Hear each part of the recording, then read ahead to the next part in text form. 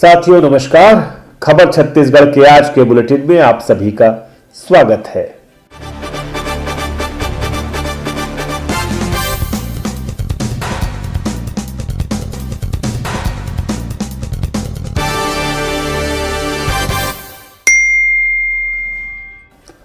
जब कभी कांग्रेस पार्टी या कांग्रेस पार्टी का कोई नेता मोदी के दो मित्रों की बात करता है तो दरअसल वो अडानी और अंबानी की बात कर रहा होता है।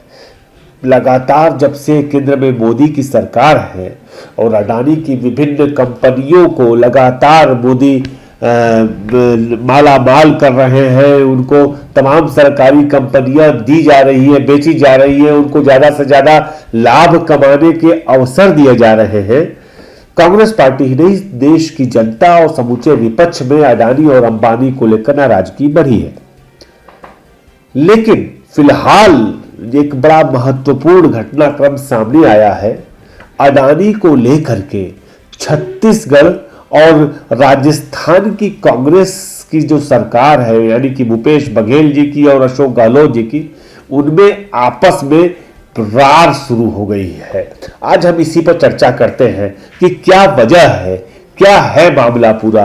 और आपको बता दूं, यह अपने आप में बहुत ही रोचक है और इस बात की चर्चा बेहद जरूरी भी है कि किस तरह से छत्तीसगढ़ के मुख्यमंत्री भूपेश बघेल ने छत्तीसगढ़ के हितों को लेकर के, छत्तीसगढ़ के जंगलों, छत्तीसगढ़ के जो वन्य जीवों हैं उनके संरक्षण को लेकर के राजस्थान में अपनी ही पार्टी के सरकार, जहां पे कांग्रेस की सरकार है अशोक गहलोत जी की, उनकी सरकार को सीधे जवाब दे दिया है कि नहीं, हम आपकी सरकार को अपने छत्तीसगढ़ में कोयले के खनन की इजाजत नहीं दे सकते, क्योंकि आप यह सारा खनन जो है अडानी के माध्यम से करा रहे हैं।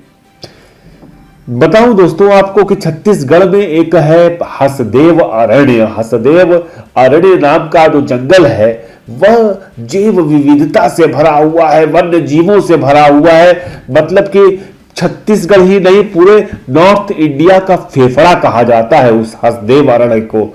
उस हसदेव अरण्य में खनन की इजाजत दी गई है राजस्थान विद्युत वितरण निगम के कोल ब्लॉक को। अब आपको बताऊं ये राजस्थान विद्युत वितरण निगम क्या है। राजस्थान विद्युत वितरण निगम दरअसल राजस्थान में जो बिजली का डिस्ट्रीब्यूशन है उसको देखने वाली कंपनी है। 2015 में तत्कालीन केंद्र सरकार, माने कि जो बीजेपी की मोदी जी का जो पहला रिजीम था, पहला कार्यकाल था, उस दौरान 2015 में राजस्थान विद्युत वितरण निगम ने अडानी को छत्तीसगढ़ में अपने कोल माइंस के ऑपरेशन की इजाजत दे दी। वह कोल माइंस का ऑपरेशन कर रहे थे। अब फिलहाल हुआ क्या कि 21 अक्टूबर को जो केंद्रीय वन, पर्यावरण एवं जलवायु मंत्रालय है उसने हसदेव अरण्य के परसा कोल ब्लॉक में दूसरे चरण की, पहला चरण तो चल रहा था जिससे कोयला मिल रहा था राजस्थान को, दूसरे चरण के लिए कोल ब्लॉक की मंजूरी दे दी। और मजेदार बात यह है कि केवल 15 दिन के अंदर कोल मिनिस्ट्री ने भी इसकी मंजूरी, क्लियरेंस दे दिया। मतलब यह कि राजस्थान सरकार को, राजस्थान विद्युत वितरण निगम को लगभग 840 हेक्टेयर, 850 हेक्टेयर के आसपास वन भूमि, जो कि 5वीं अनुसूची का में शामिल है। 5वीं अनुसूची का में शामिल होने का मतलब हम आपको बाद में बताएंगे। पहले यह बता दें कि सघन वन क्षेत्र में जहां पर जैव विविधता भरी हुई है, जहां पर वन्य जीव बड़े पैमाने पर हाथियों का, वहां पर टाइगर रिजर्व बनाया, हाथियों का रिजर्व बनाया जाना था, लेब्रू रिजर्व जिसको कहा नाम दिया गया, कि वहां पर हाथियों का एक रिजर्व जंगल बनाया जाएगा, जिसमें छत्तीसगढ़ में चूंकि हर साल हाथियों के द्वारा मानव जीवन को और तमाम फसलों को, लोगों को नुकसान पहुंचाने की घटना घटती है, तो यह सोचा गया था, छत्तीसगढ़ की मौजूदा सरकार ने सोचा था कि हम वहां पर एक एलिफेंट रिजर्व बनाएंगे जहां पे हाथियों का अपना पुनर्वास हो सकेगा। लेकिन महज 15 दिन के अंदर केंद्र सरकार के अलग अलग मंत्रालयों ने वहां पर कोल माइनिंग के लिए क्लियरेंस दे दी। अब है क्या कि राजस्थान में करीब 4300 मेगावाट बिजली के लिए कोयले की जरूरत है। जिस ब्लॉक की मंजूरी दे दी गई उस ब्लॉक से राजस्थान को रोज लगभग तीन रैक कोयला मिलता। 3 रैक का मतलब आप समझ सकते हैं, एक रैक में मतलब जो मालगाड़ी जाती है 36 या 37 उसमें डब्बे होते हैं, 3 रैक कोयले की डेली वहां से माइनिंग होती। ऐसा होता तो राजस्थान की बिजली की जरूरत पूरी हो जाती, जो उनके थर्मल पावर स्टेशन है।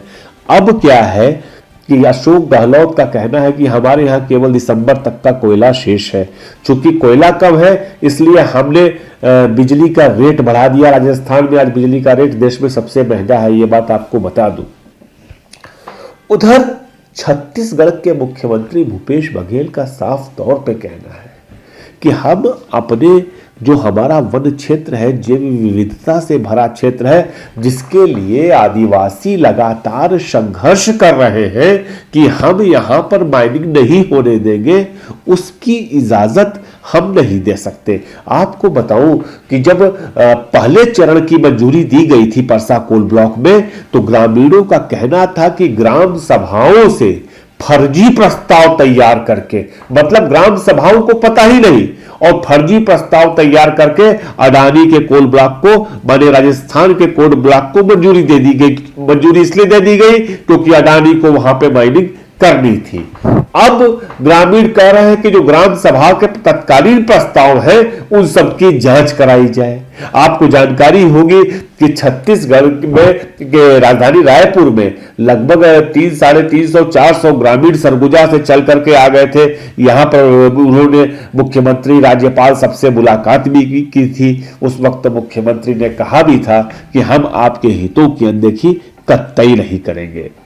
एक बड़ी बात यह है कि जो 5वीं अनुसूची में 5th शेड्यूल में शामिल है जो वन क्षेत्र, वहां पर माइनिंग कैसे की जा सकती है। जो वनाधिकार कानून है, वनाधिकार जिसमें कि वनों के पट्टे, सामूहिक और व्यक्तिगत पट्टे दिए जाते हैं 2006 का, उसमें साफ है कि अगर किसी वन क्षेत्र का डायवर्जन किया जाता है, डायवर्जन का मतलब कि अगर फॉरेस्ट एरिया को माइनिंग में अगर करना है वहां पे, तो उसके लिए यह सुनिश्चित करना होगा कि उस इलाके में रहने वाले सभी जो लोग हैं उनको पूरी तरह से वनाधिकार कानून के तहत उनके पट्टे दे दिए गए हैं या नहीं, उनके दावेदारी को लेकर के जो भी क्रिया होनी चाहिए वो हो गई है पूरी की नहीं। अब ग्रामीणों का कहना यह है, जो परसा कोल ब्लॉक में रहने वाले आसपास के लोग हैं, उनका कहना है कि अभी तक तो हमारी दावेदारी पर बात ही नहीं हुई है, हम माइनिंग कैसे करने की इजाजत दें। इस बीच अशोक गहलोत ने श्रीमती सोनिया गांधी को पत्र लिख करके कहा है कि छत्तीसगढ़ सरकार, छत्तीसगढ़ की कांग्रेस सरकार हमें सहयोग नहीं कर रही है। भूपेश बघेल ने साफ तौर पे यह बात कहा है कि हम किसी भी कीमत पर अडानी के कोल ब्लॉक को और दूसरी तरफ जैव विविधता से भरे हसदेव अरण्य में परसा कोल ब्लॉक में खनन की मंजूरी नहीं दे सकते। यह राजनीति नहीं है केवल, यह बात याद रखनी चाहिए, यह छत्तीसगढ़ के ग्रामीण, छत्तीसगढ़ के आदिवासियों की प्रति प्रतिबद्धता का प्रतीक है। आपको बता दें कि इसके पहले बस्तर में जो नागराज की पहाड़ियां हैं वहां पर भी आयरन ओर की माइनिंग के लिए एक एमडीओ बना करके अडानी को इजाजत दी गई थी, उसको भी छत्तीसगढ़ की सरकार ने रद्द कर दिया था। यह बात बार बार तमाम प्लेटफॉर्म्स पे कही जाती रही है कि छत्तीसगढ़ की कांग्रेस सरकार कहीं अडानी के साथ मिली हुई है या अडानी का सहयोग कर रही है। यह घटना बताती है कि छत्तीसगढ़ की सरकार अडानी के विरोध के लिए अपनी ही पार्टी के मुख्यमंत्री तक से लड़ने भिड़ने को तैयार है। यहां तक कि एकदम स्पष्ट तौर पे उन्हें कह दिया गया है कि हम फिलहाल आपको वहां माइनिंग करने की अनुमति नहीं दे सकते। अब यह देखना होगा कि जो राजस्थान सरकार को 5 MTPA माइनिंग की इजाज़त दी गई है, उस मामले में आगे क्या होता है। सोनिया गांधी जी क्या हस्तक्षेप करती हैं, राजस्थान सरकार का क्या रुख रहता है, छत्तीसगढ़ सरकार का रुख हम सब ने देख लिया है। आप बताइएगा कि आगे आप क्या देखना चाहते हैं, क्या सुनना चाहते हैं। लाइक करिए, सब्सक्राइब करिए और हमारे खबर छत्तीसगढ़ से जुड़े रहिए। धन्यवाद।